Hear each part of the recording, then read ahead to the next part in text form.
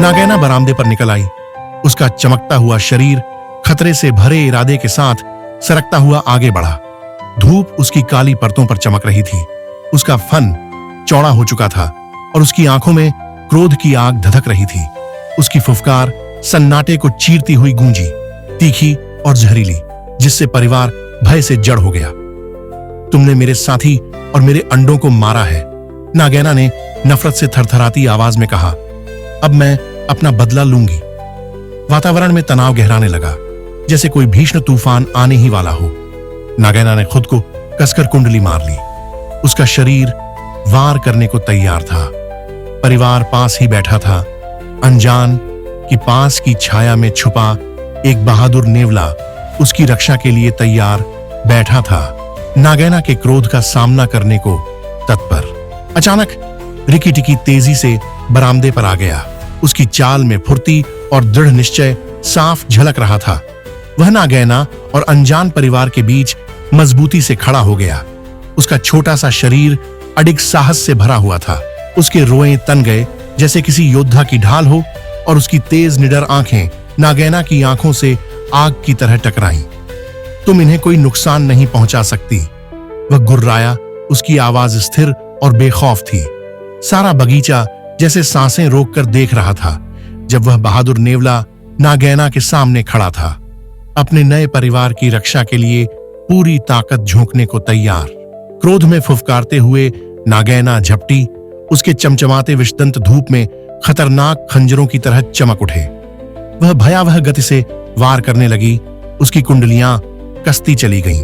हर हमला रिकी टिकी पर सीधा किया गया था, लेकिन रिकी टिकी तैयार था। वह भी उसी तेजी से उसकी ओर लपका।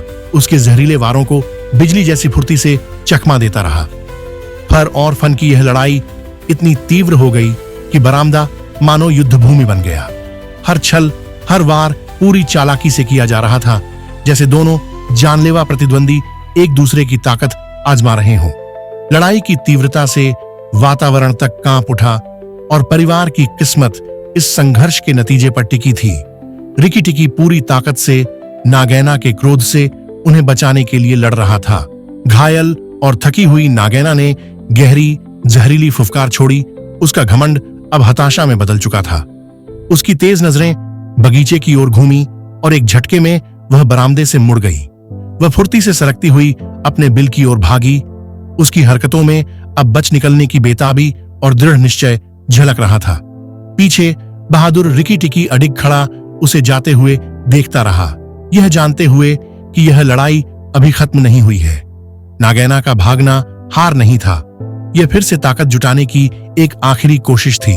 एक ऐसी हताश चाल जो बगीचे की छांव में अब भी मंडराते खतरे का संकेत दे रही थी। रिकी टिकी ने एक पल भी देर नहीं की। जैसे ही नागैना भागी, वह बिजली की तरह झपट पड़ा। उसके पंजे बगीचे की नरम मिट्टी को चीरते हुए आगे बढ़े। चारों ओर की हरितिमा धुंधली हो गई थी। उसका पूरा ध्यान सिर्फ भागती हुई नागैना पर टिका था। उसका दिल ढोल की तरह धड़क रहा था, लेकिन उसका हौसला अडिग था। यही उसका मौका था, परिवार और बगीचे पर मंडराते खतरे को हमेशा के लिए खत्म करने का। हर कदम के साथ वह दूरी कम करता गया। उसके मांसपेशियां आखिरी लड़ाई के लिए तन चुकी थीं। यह युद्ध सिर्फ उसका नहीं था, यह उन सभी के लिए था जो इस बगीचे को अपना घर कहते थे। नागैना जमीन की तंग सुरंग में समा गई। उसका चिकना शरीर धरती की संकरी बाहों में लिपटता चला गया। एक पल के लिए हवा में एक भयानक सन्नाटा छा गया, भारी और अशुभ। लेकिन रिकी टिकी नहीं रुका। दृढ़ निश्चय के साथ उसने छलांग लगाई और नागैना के पीछे उसी सुरंग में कूद पड़ा। उसका छोटा सा शरीर अंधेरे और मुड़ते रास्ते में गायब हो गया। दीवारें उसके चारों ओर कसकर जकड़ रही थीं। हवा भारी और ठहरी हुई थी। वह चारों ओर मंडराते खतरे की धड़कन महसूस कर सकता था, लेकिन उसका संकल्प उसके डर से कहीं ज्यादा प्रबल था। यह नागैना की आखिरी पनाहगाह थी, उसकी अंतिम लड़ाई, और रिकी टिकी इसके लिए पूरी तरह तैयार था। बिल के भीतर चारों ओर घना अंधकार छाया हुआ था। हवा बोझिल और दमघुटू थी। नागैना आगे आगे सरक रही थी। उसका शरीर मुड़ते बढ़ते सुरंगों के जाल में लिपटता चला जा रहा था, भागने की बेतहाशा कोशिश में। लेकिन रिकी टिकी भी पीछे हटने वालों में नहीं था। उसकी तेज इंद्रियां उसे राह दिखा रही थीं, हर कदम सोच समझकर, हर हरकत सटीक। वह नागैना के बेहद करीब था। उसकी आंखें धुंधली रोशनी में चमक रही थीं, जबकि वह जमीन पर सरकती नागैना की हल्की सी आवाज का पीछा करता रहा। सुरंगें अंतहीन लग रही थीं, एक भटका देने वाला भूल भुलैया, परछाइयों और अनिश्चितता से भरा हुआ। फिर भी इस उलझन में भी रिकी टिकी का संकल्प डगमगाया नहीं। वह जानता था इस बार वह नागैना को भागने नहीं देगा।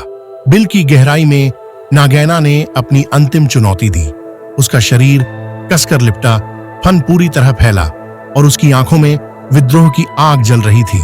वह खतरनाक फुफकार के साथ अपने जहरीले दांतों को आखिरी वार के लिए तैयार कर चुकी थी। लेकिन रिकी टिकी उससे भी तेज था। हिम्मत और ताकत के उफान के साथ उसने छलांग लगाई। उसका निशाना बिल्कुल सटीक रहा। वह नागैना के फन पर जा गिरा और उसके दांत नागैना की सख्त चमड़ी में गहरे ढंस गए। नागैना बुरी तरह तड़प उठी। सुरंग उनके संघर्ष की आवाजों से गूंजने लगी, मगर रिकी टिकी ने अपनी पकड़ ढीली नहीं की। उसका हौसला अडिग था, उसकी पकड़ अटूट। और फिर एक आखिरी निर्णायक वार के साथ उसने इस युद्ध का अंत कर दिया।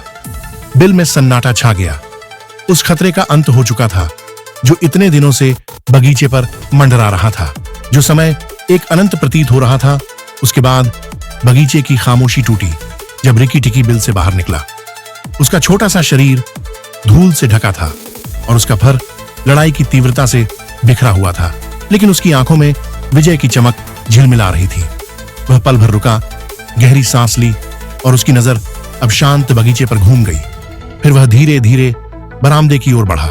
हर कदम में आत्मविश्वास, उसका सिर गर्व से ऊंचा था। परिवार जो बेचैनी से उसका इंतजार कर रहा था, उसे देखते ही तालियों और खुशी की आवाजों से झूम उठा। उनके चेहरों पर राहत और कृतज्ञता की चमक थी, यह जानकर कि उनके छोटे से नेवले ने खतरे का डटकर सामना किया और विजयी होकर लौटा। रिकी टिकी सीना तान कर खड़ा रहा। उसका दिल गर्व से भर गया था। बगीचा अब सुरक्षित था और उसका मिशन पूरा हो चुका था। हमारे चैनल से जुड़े रहें और मिथबॉक्स को लाइक और सब्सक्राइब करें।